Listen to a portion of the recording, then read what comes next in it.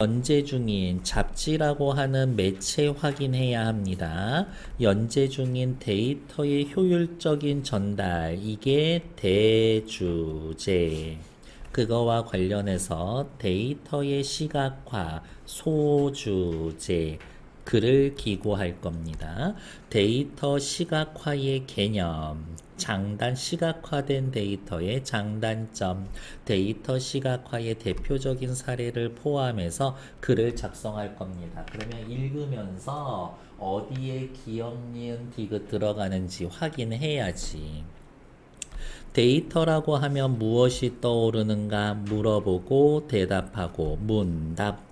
빅데이터라는 단어가 자주 쓰이는 데서 알 수 있듯이 데이터는 압도적인 양으로 인해서 그 자체로는 의미를 찾기 힘든 것으로 인식이 된다. 일반적인 생각.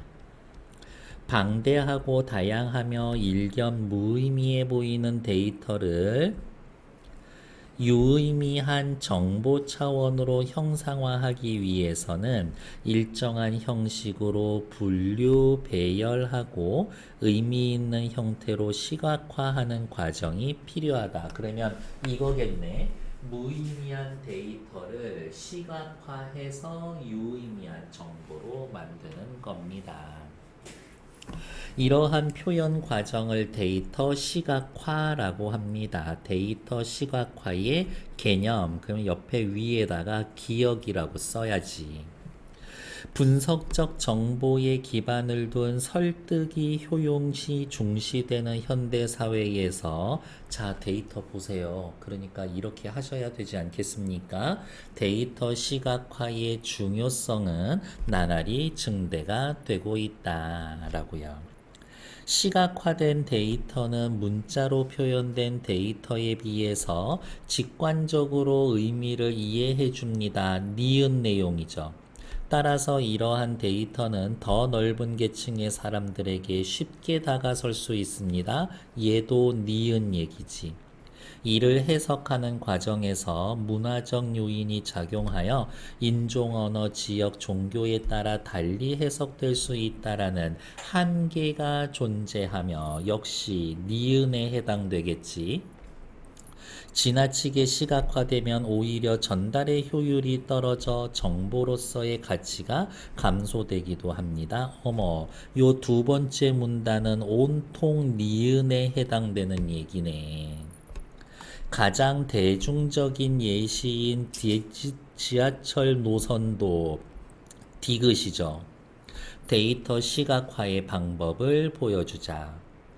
지하철 노선도는 많은 정보를 제한된 공간의 아날로그 방식으로 고정시켜 제시해야 하며 조건, 도시를 가로지르는 여러 개의 노선의 개성을 드러내면서 다양한 층위의 사용자들을 만족시켜야 한다라는 점에서 조건 1, 조건 2, 데이터 시각화 전문가들에게 까다로운 과제로 손꼽힙니다. 이렇기 때문에 까다로워합니다. 인과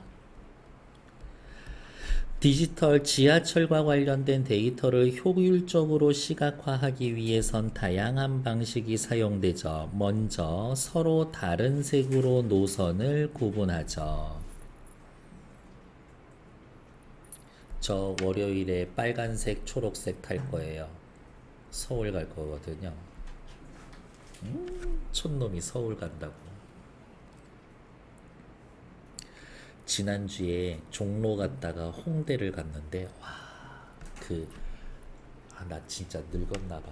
그냥 걸어 다니는 젊은이들을 보기만 해도 기분이 너무 좋은 거야. 이렇게. 진짜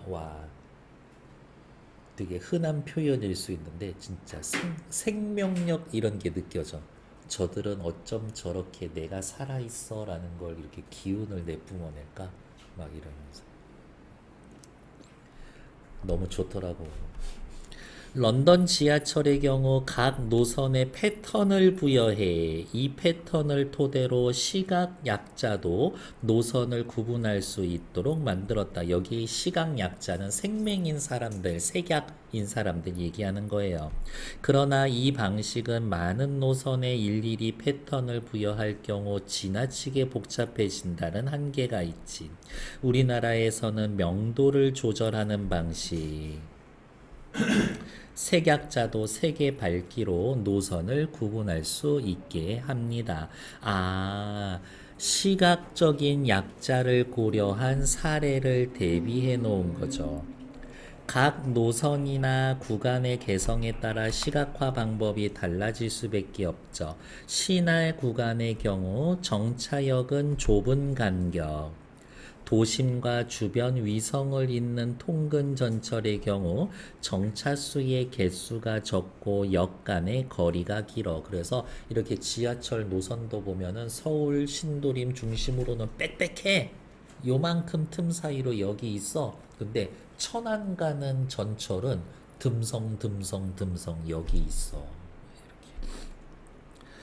전자의 경우 역 이름을 가로로 쓰는 대신 비스듬하게 기울였습니다. 이렇게 뭐 신도림, 구로 디지털 단지, 뭐 어쩌고 저쩌고 이렇게 세로로 쓰죠.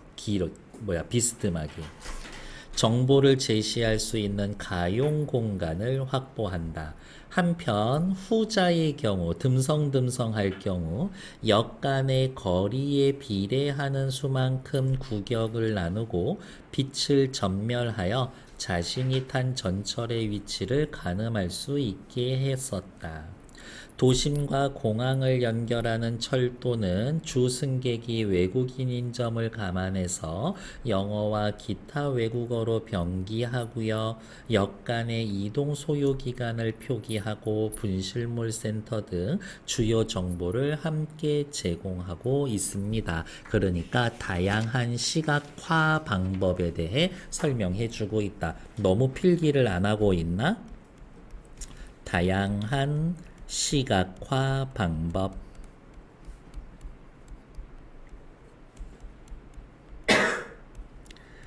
마지막 5번째 문단 볼게요.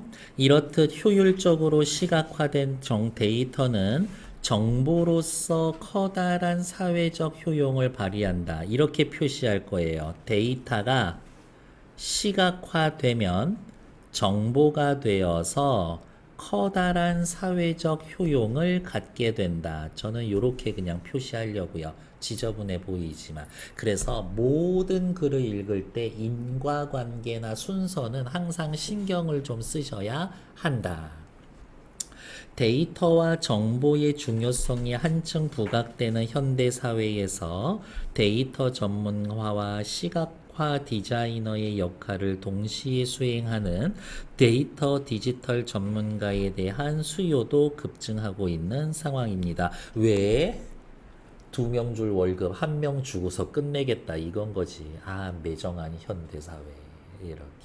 1, 2, 3, 4 아닌가? 문제로 따지면 90, 11번 세 문제 딱 3번 드릴 거예요. 시작. 정답은 2번. 데이터 시각화를 다양한 방식으로 제시하지는 않았어. 각각의 장단점 당연히 열거할 수도 없죠. 이미 다양한 방식으로 제시하지 않았으니까요. 밑에 나와 있는 거 데이터와 정보의 차이를 보여주는 데이터 시각화. 원시 자료를 측정 수집해서 처리해야 옆에 위에다가 쓸까요? 의미가 생겨. 다른 말로 이야기하면 가치가 생겨. 문화적 요인으로 인한 오해를 야기하는 데이터. 미국에서 이유식 회사가 아프리카로 했었는데 포장지를 재료 사진으로 하는 관행이 있음을 인지 못하고 자국 디자인 그대로 썼다가 나중에 이걸로 바꿔 썼습니다. 이야기. 다음 자료 2에 대한 일부 내용. 디지털 시각화 전문화 인터뷰. 창의적인 표현력이 요구됩니다. 마지막 문단 쓰면 되겠네. 공항철도의 인터뷰. 편리하기는 하지만 무슨 의미인지 모르는 경우도 있어요. 이야기. 디지털 학부 발간 학술지 논문 일부에서는 어쩌고저쩌고 시각화하는 방식에 대한 이야기를 해주고 있죠. 그래서 상관없는 이야기 찾으면 정답 2번. 자료 2의 기역과 니은을 활용해서 3문단에 추가될 어디가 있어? 디지털 지하철 노선도가 시각화 전문가들에게 까다로운 이유를 굳이 얘기하고 있는 거는 아니죠. 그냥 까다롭습니다. 이야기인 거지. 그래서 오히려 자료 2보다는 자료 3을 쓰는 게 더 좋지 않을까라고 생각해 봅니다. 뒤에 넘어와서 11번 문제 확인할게요. 초고이의 마지막 문단을 이렇게 고쳤었어. 자, 잘 생각해. 고쳤었어. 그러면 뭐가 차이점이 있는지 확인을 해야 합니다. 효율적 데이터로서 사회적 가치를 지녀 이에 따라 디지털 시각화 전문가에 대한 수요가 급증하고 있어. 그런데 간혹 길을 잃게 되는 경우가 있어. 전달해야 할 데이터의 무게를 이기지 못하고 효율화에 실패하거나 시각화만 우선하다 보면 의미를 파악하지 못하게 하는 거지. 그러니까 형태와 기능 사이의 균형이야말로 시각화 전문화가 추구해야 할 궁극적인 목표다. 요렇게 파란색 칠해 놓은 분이 추가가 된 거죠. 뭐가 추가가 됐어? 정답 5번. 이 분야의 전문가로서 반드시 염두해야 할 점, 형태와 기능 사이에 균형을 잃지 않아야 한다. 요 이야기가 들어가 있습니다. 그 정도 확인. 시험 실제 가면 귀찮아도 자꾸 왔다 갔다 하면서 틀린 다른 부분에다가 체크를 해 놓으셔야 할 거다. 잠시 정지.